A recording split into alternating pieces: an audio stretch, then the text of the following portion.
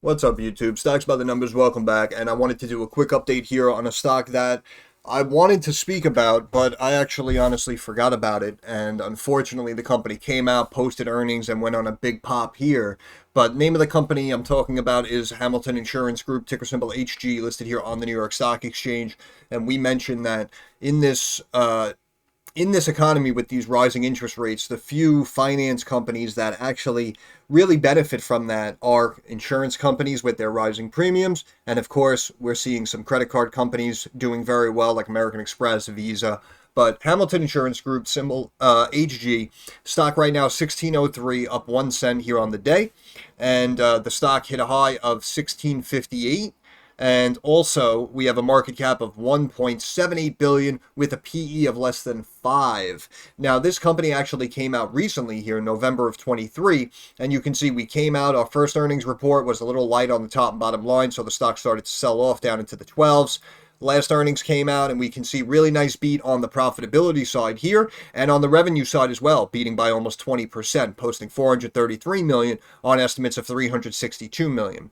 Now earnings came out last week, and we can see that they beat on the profitability side again, but also look at the revenue that this company brought in.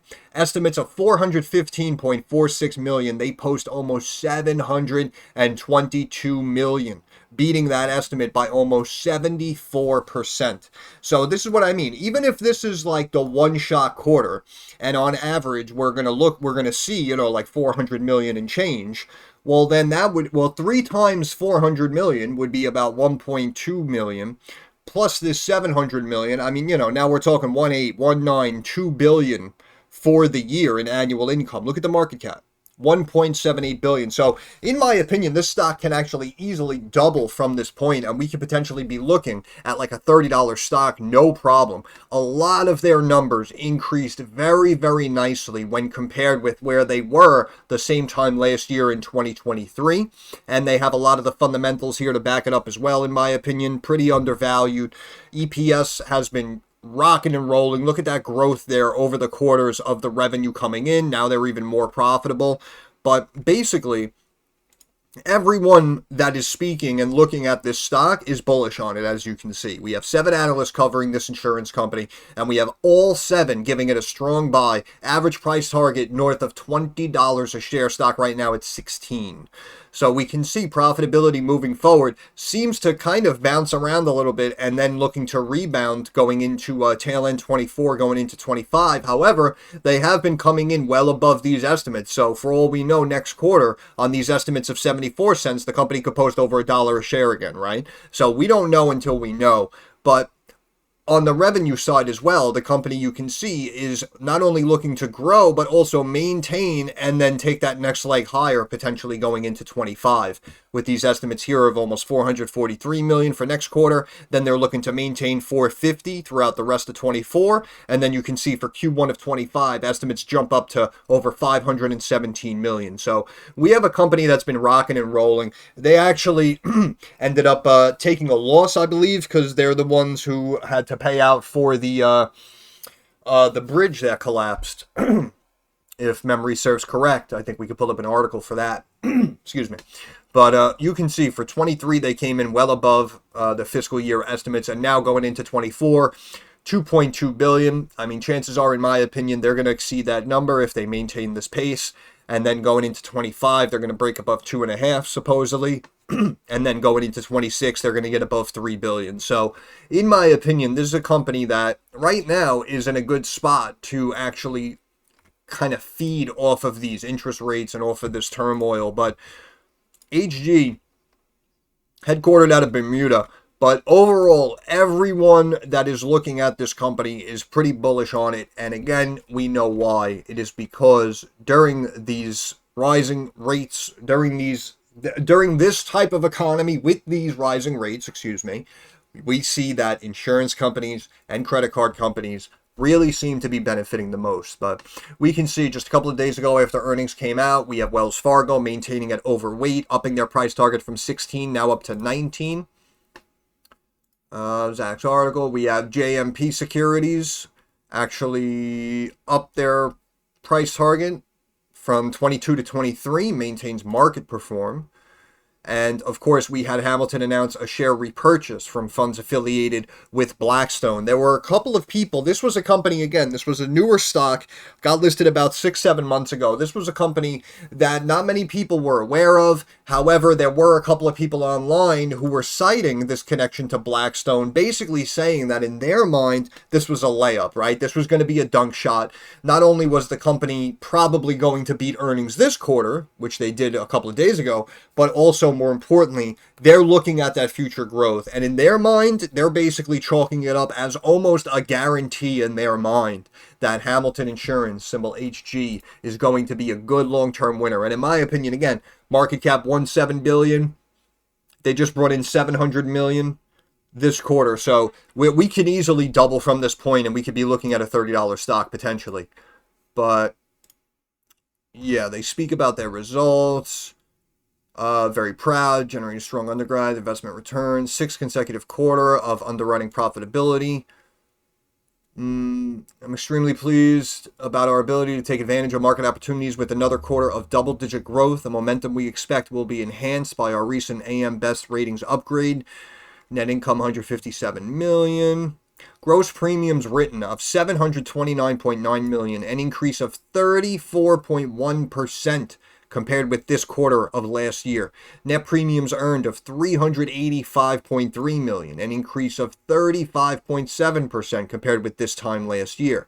We got some operating income, but overall, I mean, the growth really cannot be denied. And look at something like the book value per share, right? So technically, this is showing March of last year to March of this year. So we saw insane growth in book value, right? This is showing quarter over quarter, because even I first looked at this and I was like, wait, that's more than 7%. But they're talking about where the stock was the quarter before.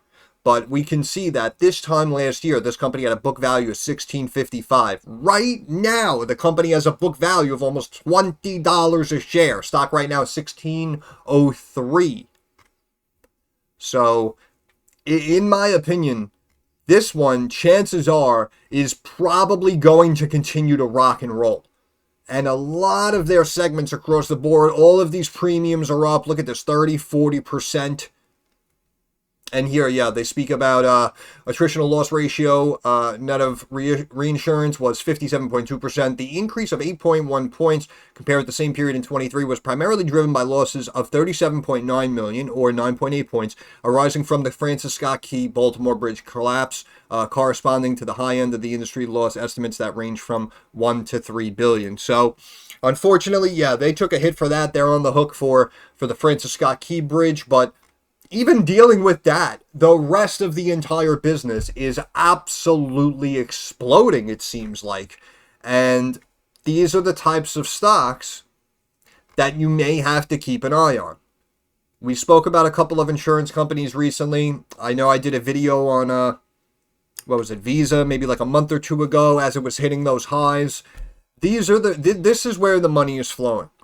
And this is why I say again, even if you can't kind of predict what sectors are going to do well, this is why I always speak about the defensive stocks as well.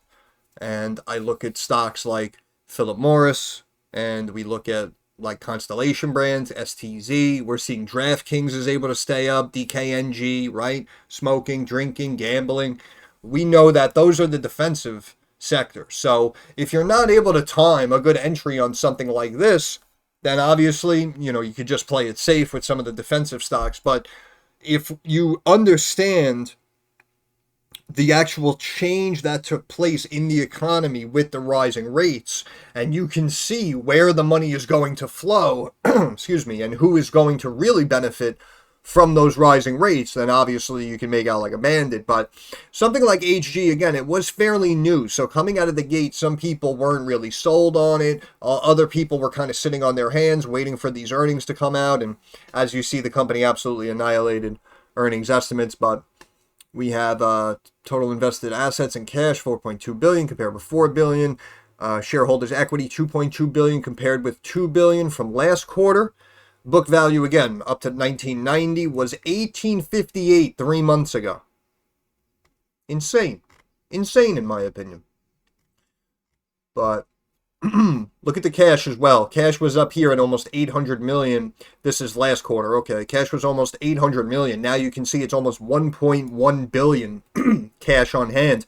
And this is another reason we were speaking about why a lot of these tech companies have been holding up well and have been climbing more than even analysts expected. It's because the tech sector, very profitable, they have cash on hand, right? So as rates go up, it becomes harder to get cash. So any companies who are holding cash, are analysts are viewing them as like a safer, more better positioned company that can take on any future hits or turmoil that might come their way because they already have the cash on hand.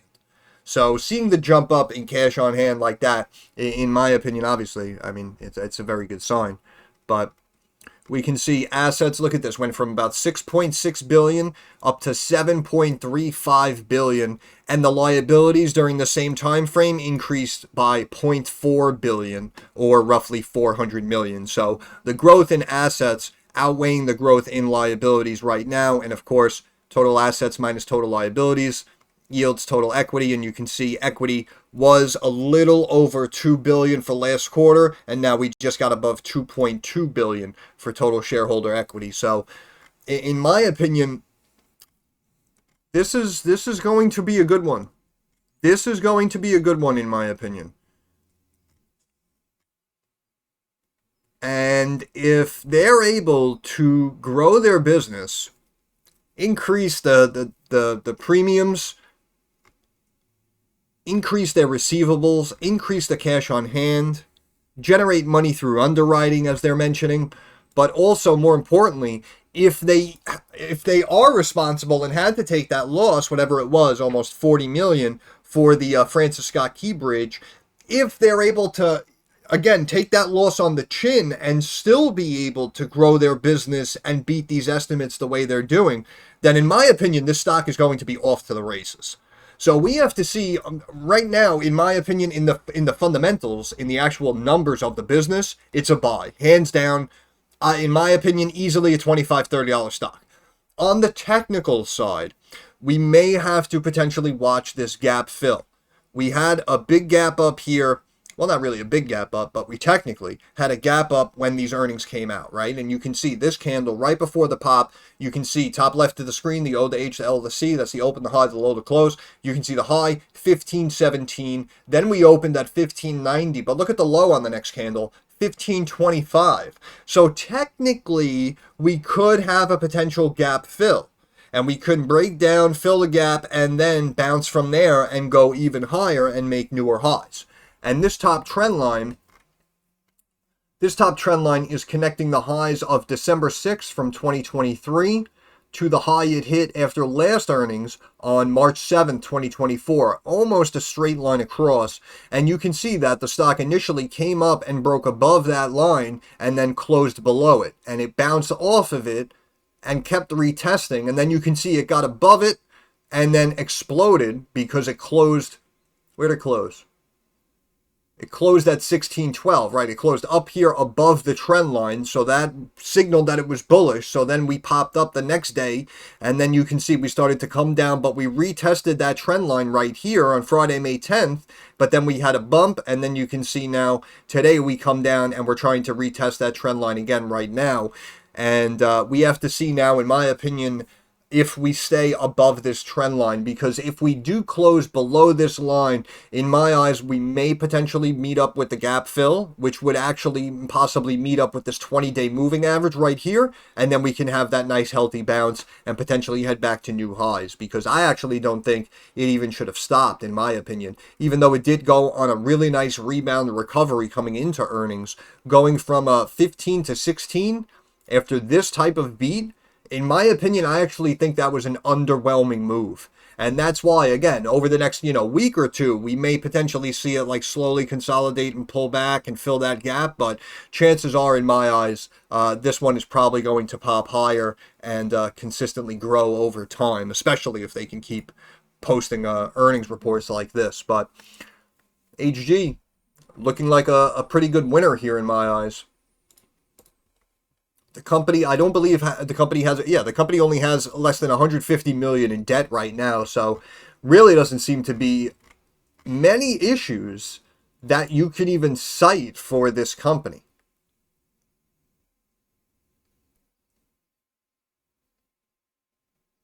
The insurance reserves is obviously what they're keeping on hand for payouts. You can see the policy claims consistently keep climbing, but look at the premiums that they're earning as well.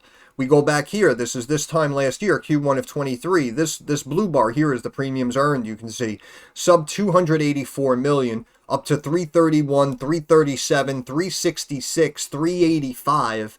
So, yeah, the claims keep climbing, and the reserves obviously have to slowly increase as well. But the premiums they're actually earning from quarter to quarter in the moment are outpacing the growth that they're seeing, that they have to pay out and that they have to keep in reserves for themselves.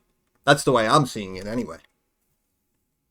You can see the operating income here for last quarter up to over 285 million. That's even going back to Q2 of 22. You can see they were at basically $250 million. So if this was one of their better quarters that they were coming out of here in 22, we can see this is technically the highest operating income they've had going back the last 7 or 8 quarters. The company seems to be pretty solid and pretty stable here, in my opinion. Assets consistently increasing, liabilities bouncing around, and you can see it jumped up here last quarter, going from 332 up to 375. But the assets minus liabilities yields total equity, and you can see the equity consistently increasing here. Just went from 205 billion up to over 2.25 billion. And of course, the book value per share, as we looked before, look at this: 1560, 16, 1636, 1858, 1990. As of last quarter. Ridiculous. PE staying low. Look at this. We're trading 1 times sales, 4 times cash flow, less than 1 times book. I mean, basically, any way you want to look at it, this company seems to be pretty solid and growing nicely. And even here, growing whatever, a couple of 100 million year over year, it doesn't seem like intense growth.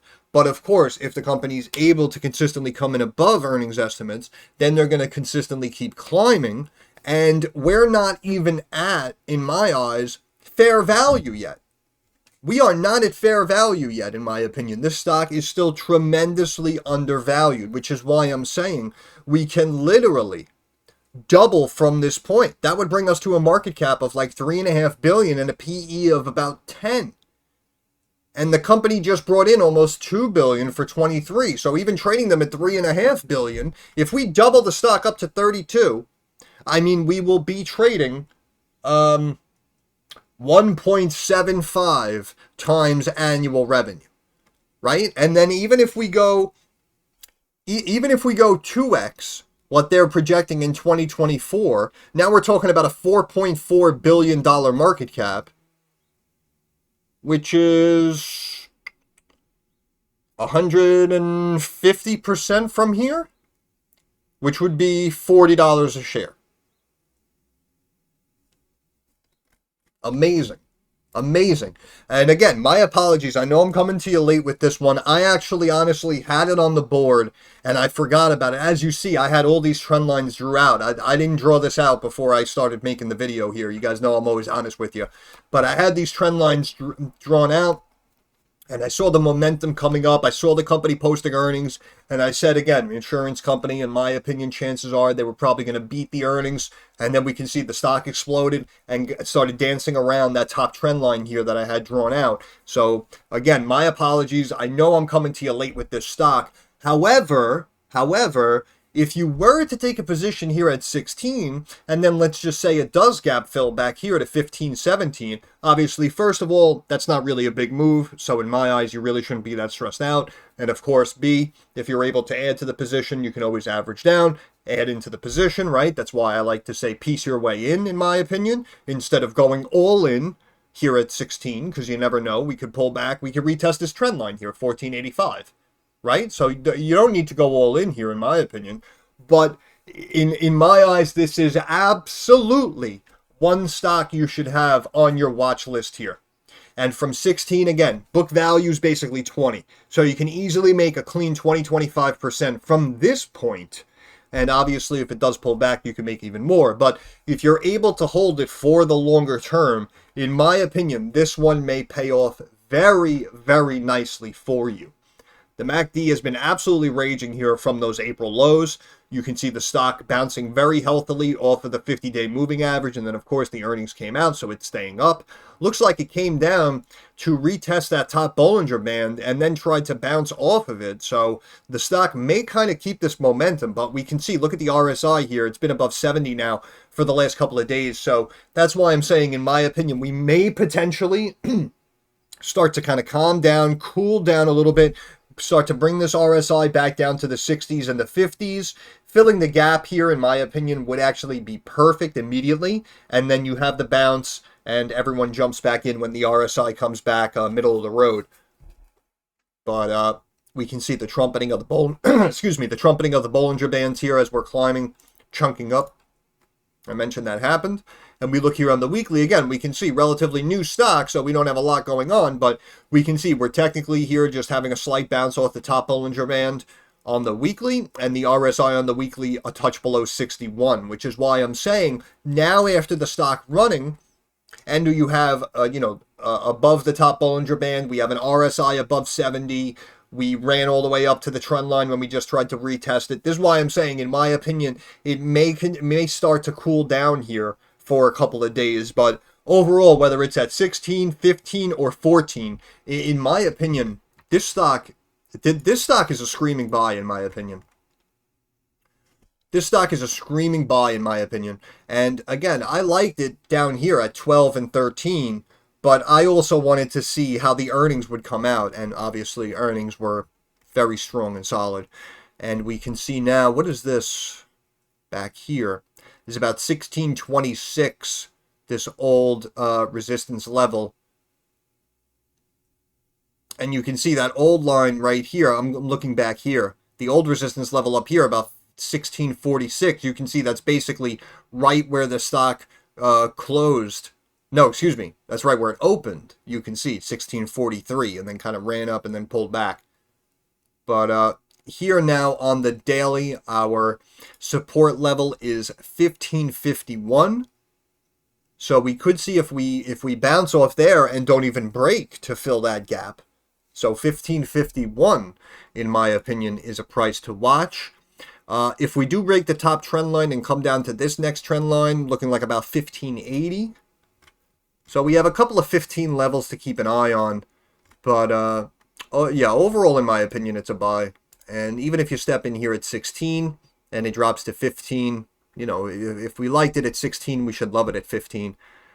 But this resistance level here on the weekly, you can see 1621, and the stock was teasing it and now kind of pulled back, sitting here at 1603. So I think that a lot of people are looking at the RSI. That's what I think. I think 9 out of 10 investors, traders, analysts probably feel that the stock is a buy no matter what. But of course, everyone's probably waiting for the best price and the best time to potentially step in and wait for the stock to kind of sell off and dip down so that they can step in at a better price, of course. But overall, I think everyone's going to be keeping an eye on that RSI. And yeah, that's pretty much it. It's pretty much it. Insurance, Hamilton Insurance Group, symbol HG, rocking and rolling last quarter. And again, even with the 40 million hit that they took for the Francis Scott Key Bridge in Baltimore, it didn't mean anything. And this company absolutely decimated these earnings estimates and are probably off to bigger and better things. And that's why I think, even looking at the forecast again, I think that these analysts are being conservative. I personally would give this a strong buy, and I personally would give this a $30 price target. I think, again, even, 18, 21, I think they're being very conservative because I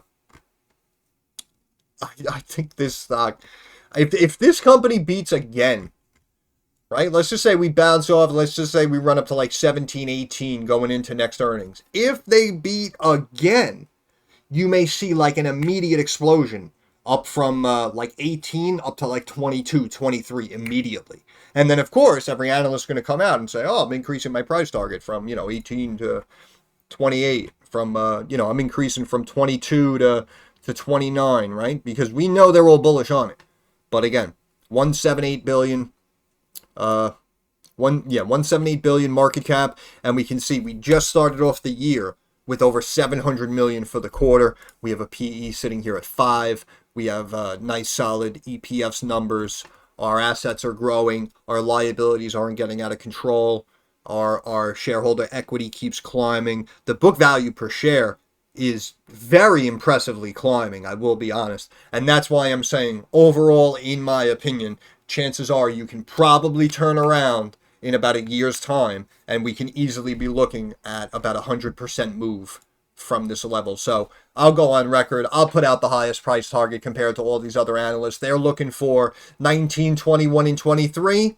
I'm looking for exactly a double. Bring us to a $3.5 billion market cap. Bring us to a $32 stock, in my opinion. That's how I personally feel about HG, Hamilton Insurance Group. And I'm going to end it there.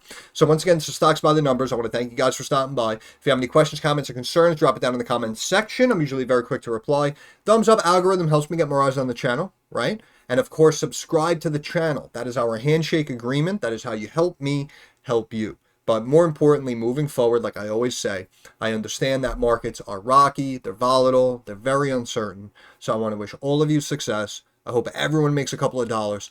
Thanks for stopping by. Have a good day.